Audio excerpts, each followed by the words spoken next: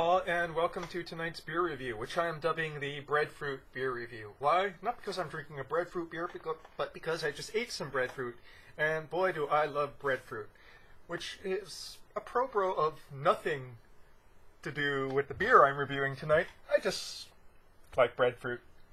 And I also like this beer, which doesn't really, pair well with breadfruit, but whatevers. So, what are we reviewing tonight? This is New Belgium 1554 Black Lager. And, I have a friend, shoutouts to Sean Go, who basically says black lagers are shit. He doesn't like black lagers. And I have to say, this is a remarkably good black lager. One caveat. The caveat being that you have to let this thing warm up quite a bit. And yeah, this one's been sitting out for about 15 minutes. You can kind of see because the bottle's all sweaty already.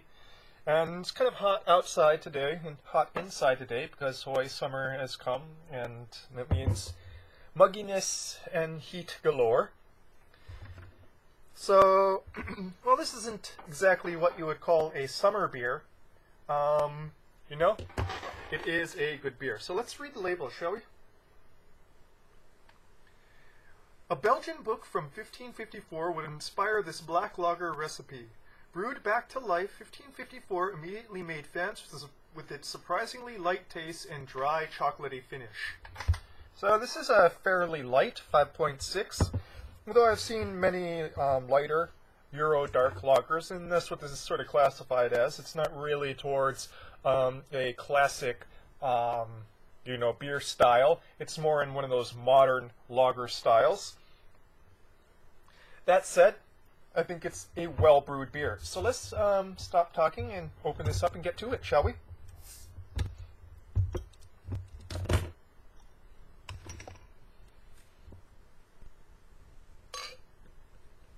Now when I say room temperature, I mean Euro room temperature, so it's probably about maybe 65 degrees. Sort of the temperature you're supposed to serve Guinness Stout at. Give it a gentle pour because it's going to make a huge head at this temperature. Coloration is almost opalescent, so it's very difficult to see light coming through it until you put it to the light. But when you do put it to the light, you see it's very dark ruby, but still very clear. No sediment in this. So you know it's a lager when it doesn't really have sediment. Why? Because lagers age, so all the sediment kind of falls out, especially since they're bottom fermenting. Head is, without the light, it looks kind of cola colored. Head is sort of thick beige. About a finger's worth here. Smell is just wonderful. Notes of dark malts mixed in with, chocolate. Not really sweet chocolate, but more cacao nibs.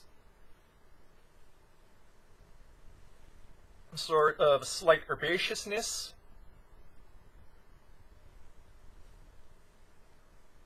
But again, mostly very nice roasted malts that blend well into sort of chocolate malt smelling, but not really quite chocolate malt smelling.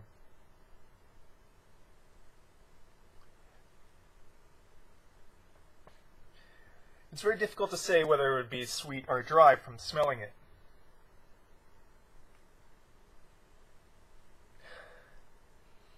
Hints of nuttiness as well.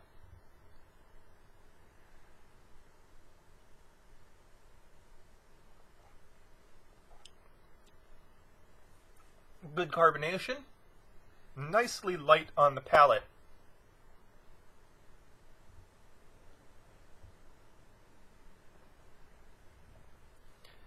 How do you know you're drinking a dark lager instead of a porter or a stout? Very clean finish. Just a sort of hint of the chocolatey malts and hot bitterness on the tongue after. Very slight, especially compared to, ale styles.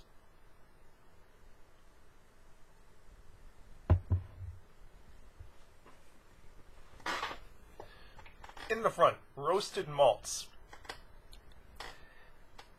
Nice nuttiness to it.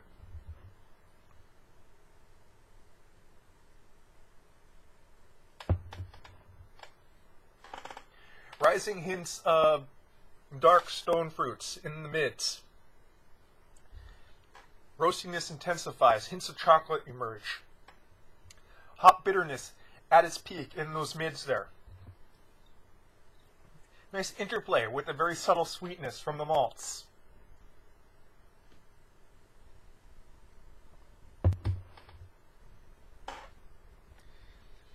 In the finish, dark malt notes. Chocolate note sort of magnifies and then fades, leaving just a very slight hop bitterness in that finish there, lingering on the palate, but mostly clean. Excellent example of a lager style.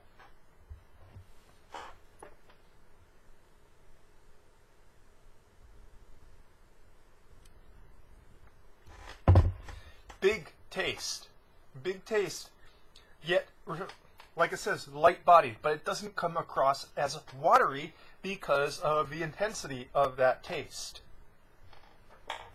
You definitely wouldn't, mistake this for, Doppelbock or any of the other sort of darker lagers because of that light body, but it gives you, a lot of bang for your buck taste-wise. And I'd say it's definitely very different from those sort of thicker, heavier, traditional dark malted lager styles in that there's less breadiness there. It comes across more as malty.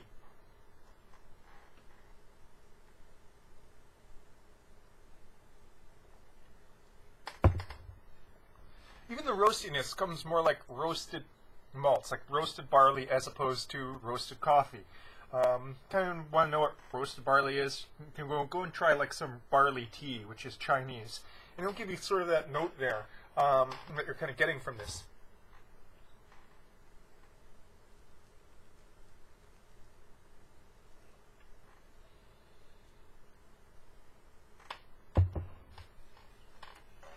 What's interesting is, nose is kind of muted, but how big the taste is compared to the nose. And while the nose isn't like so muted that it stands out, it's just kind of amazing at something where, you're smelling something and it's kind of delicate and then just big tastes on the tongue, but not sacrificing any complexity in that.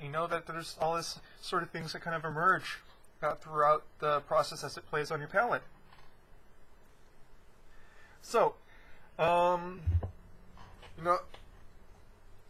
and I kind of noticed while I was looking through other reviews of this that is, it's kind of getting so-so reviews, and I think this probably because, it really is a malt show. The only hops there are just for the bittering effect of traditional beers, kind of there in the mids and finish, as a underlying flavor, not really part of the complexity range of flavors that you're getting here.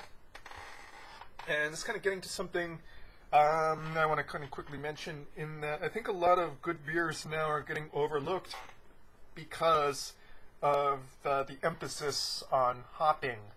It seems like most craft brewers, and I thought that it was the peak was like 2 years ago when I started doing these reviews, but it seems to be getting more and more and more intense. That craft beer is kind of being defined by the India Pale Ale style and that level of hopping. In a lot of good beers, people drink it and say, "Oh, this is wheat.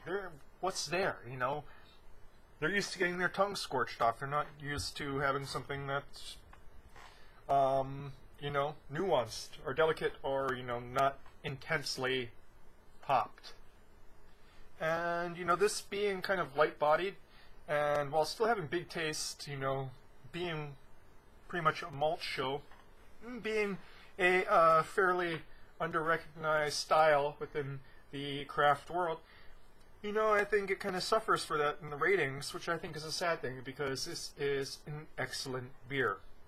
Because I guess part of it is because it is not trying to play into any trends. It's just trying to be a good beer for that Euro Dark Lager style. And I guess I can kind of ramble on. This is at the 5.6. Oh yeah, I did mention that already. New Belgium 1554. Now that I think about it, this is probably the most I've kind of liked a New Belgium beer so far. I haven't reviewed too many of them, mainly because they kind of cost a little bit more than what I usually review, and you know, I haven't been too impressed, but this fairly impressed me. So, you know, if you like dark beers and you kind of want to go a little less in the hop direction and more in the malt show direction, have something that's got a lot of distinct flavors, a lot of subtlety, give this one a shot. That's your beer review for tonight, folks. Cheers.